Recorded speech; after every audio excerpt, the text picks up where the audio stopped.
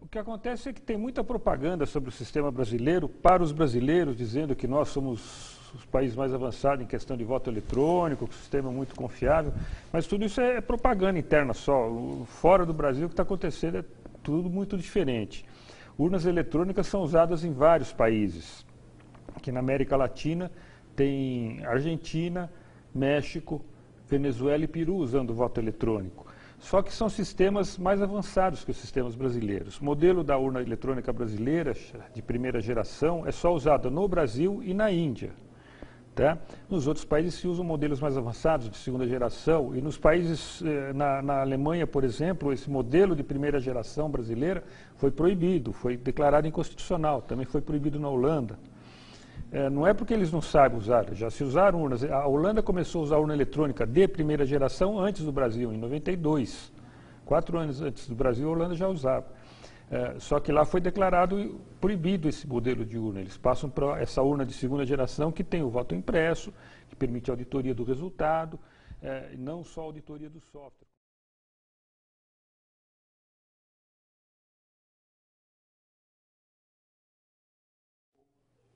Deve-se imprimir o voto para ser mostrado para o eleitor e para que seja depositado numa urna comum.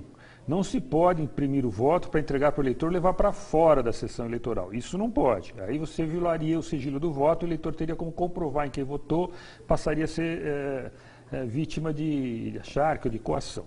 Então, deve-se imprimir o voto, é o que acontece no resto do mundo, fora o Brasil e a Índia, só que esse voto não pode ser levado para fora, né? Não é um recibo para o eleitor levar para fora, é para ele conferir na sessão, no local de votação, ele confere se o registro do voto dele é aquele, coloca numa urna comum ou automaticamente, como no México, lá o eleitor nem pega o voto na mão. No México o voto cai direto, ele vê o voto impresso, quando ele confirma, corta e cai numa sacola. Então, aí depois é usado esse voto impresso para fazer a auditoria do resultado.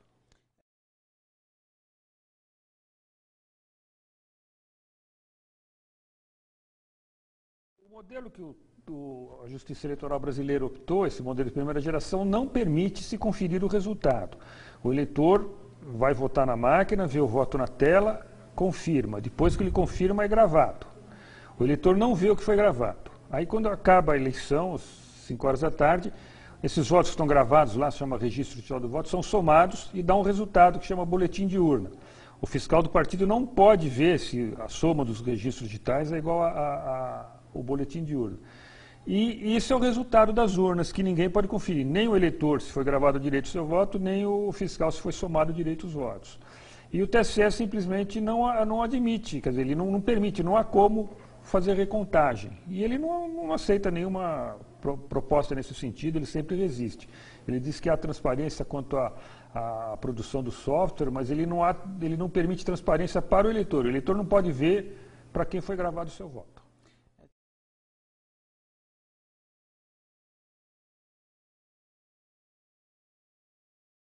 O que para mim é o caso mais emblemático do problema que é o processo eleitoral brasileiro totalmente dependente do software, ou seja, que não permite recontagem.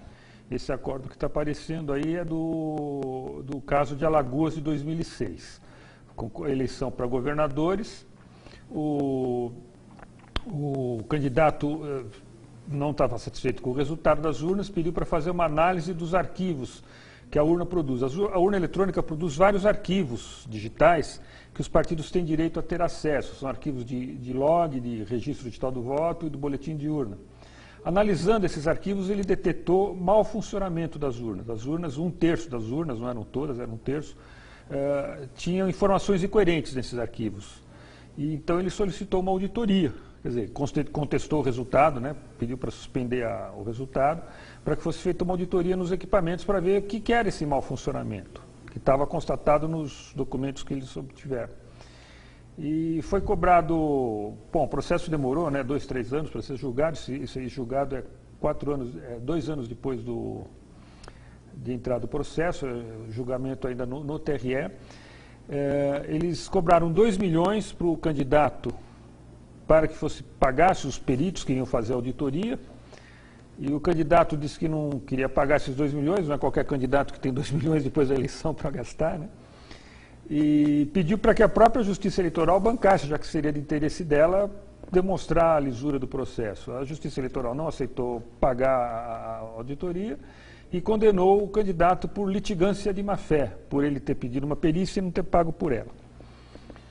E depois isso foi para o Tribunal Superior Eleitoral, a sentença foi mantida, o candidato foi condenado por litigância de má-fé, apesar de ter apresentado as provas de mau funcionamento da urna, provas materiais mesmo.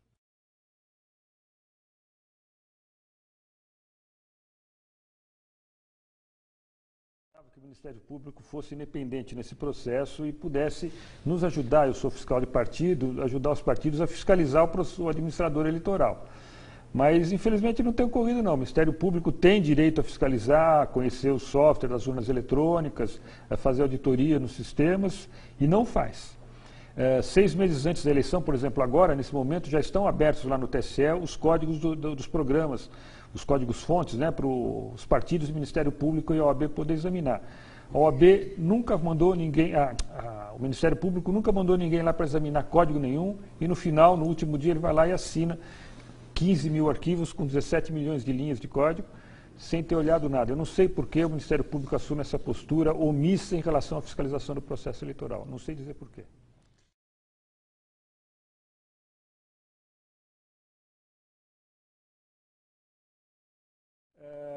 O que a gente está falando é do caso da urna argentina, o novo modelo de urna argentina que está sendo usado desde 2006 na Argentina. A província de Salta vai informatizar o estado inteiro lá até 2015. Eu acompanhei uma eleição na província do Chaco, que usa esse sistema aqui de gravação do voto. Essa aqui é chamada boleta do voto eletrônico, ou cédula do voto eletrônico, que é a grande novidade do sistema argentino. O eleitor recebe essa cédula para votar, ela é uma cédula em papel normal, né? E ela é dobrável, é papel normal, do lado de cá se imprime o voto. Ela é em branco, né? O eleitor recebe ela em branco, não tem essa parte impressa aqui. E aqui nesse canto, está vendo essa bolinha que tem aqui? É um chip eletrônico que está embutido aí, um chip de radiofrequência. Então, quando o eleitor recebe ela em branco, o chip virgem, sem nada, põe na máquina para votar, o voto é então gravado no chip e impresso no papel. Ele vota na tela, como ele vota na tela, é uma tela grande, de 20 polegadas, colorida, ele põe o dedo na cara, na fotografia do candidato. A diferença é que ele recebe de volta o voto dele. Ele põe isso virgem na máquina, vota quando ele é impresso e gravado. Aí o eleitor pega isso na mão, confere o que votou, vê se o que ele votou é isso mesmo. Se não for, ele não estiver satisfeito, ele rasga e pede outra vazia. Se ele estiver satisfeito, ele leva isso daqui até uma outra máquina, que tem lá mais de uma urna por sessão eleitoral, coloca na máquina e aparece nessa outra máquina, é lido o chip e aparece igual que está impresso. Ou seja, o eleitor pode conferir o que foi gravado como sendo o seu voto. Isso o eleitor brasileiro não pode fazer, né? O argentino pode. E com isso, se acontecer na hora da apuração que haja alguma divergência, quer dizer, a gravação deu defeito, o que vale é o voto impresso, não é o que está gravado. Porque o voto impresso é o eleitor viu. Tá? Então, existem soluções tecnológicas para essa questão. E está sendo adotada no resto do mundo, como eu disse no começo, só Brasil e Índia não usam esse sistema.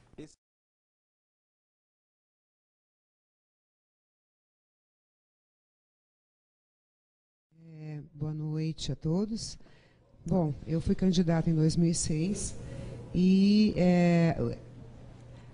acabou assim, depois das eleições, muitos candidatos não estavam felizes, não encontravam seus votos, principalmente do interior de São Paulo. E eu acabei conhecendo muita gente, sabe? E nós nos juntamos e acabamos até, inclusive, chamando o Amilcar. E o Amilcar teve que chegar lá para dar explicação para a gente, olha, vocês não encontraram seus votos, mas é o seguinte, não tem como fazer, não tem solução, não tem onde procurar, não tem nada. Então, infelizmente, nós ficamos sem respostas também, né? Esse grupo tem uma comunidade na internet? Não, olha, em 2006 eu já tinha desconfianças. Depois de 2006, aí eu realmente cheguei à conclusão de que as fraudes acontecem, né? Seu próprio candidato não encontrar o seu voto na sua sessão é difícil, né? Mas aconteceu em vários lugares. Então, eu acabei criando uma comunidade no Facebook. O nosso grupo se chama Quero Meu Voto Impresso. É só digitar lá e pedir a entrada, que será bem aceito. Vem com a gente, porque nós precisamos crescer e nós precisamos exigir os nossos direitos junto ao TSE. A gente está esperando vocês lá. Muito obrigada.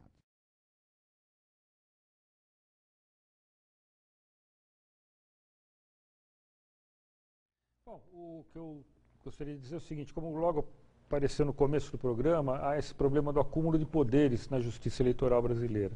Desse acúmulo de poderes, onde há acúmulo de poderes, é inevitável, há autoritarismo, há abuso de poder. Essa pergunta, por exemplo, sobre se é necessário um movimento para conseguir aprovar uma lei do voto impresso, acho que seria só assim, porque as leis que nós conseguimos aprovar ou tentamos aprovar no Congresso via normal, sem a pressão popular, ou a Justiça Eleitoral derruba. Ela vai lá, atualmente existe uma DIN derrubando a lei. A lei foi aprovada, os juízes do TSE suspenderam a lei no Supremo. Então, a luta popular tem que ser nesse sentido mesmo, talvez se juntando no grupo da Ana e participando disso tudo. Boa noite a todos.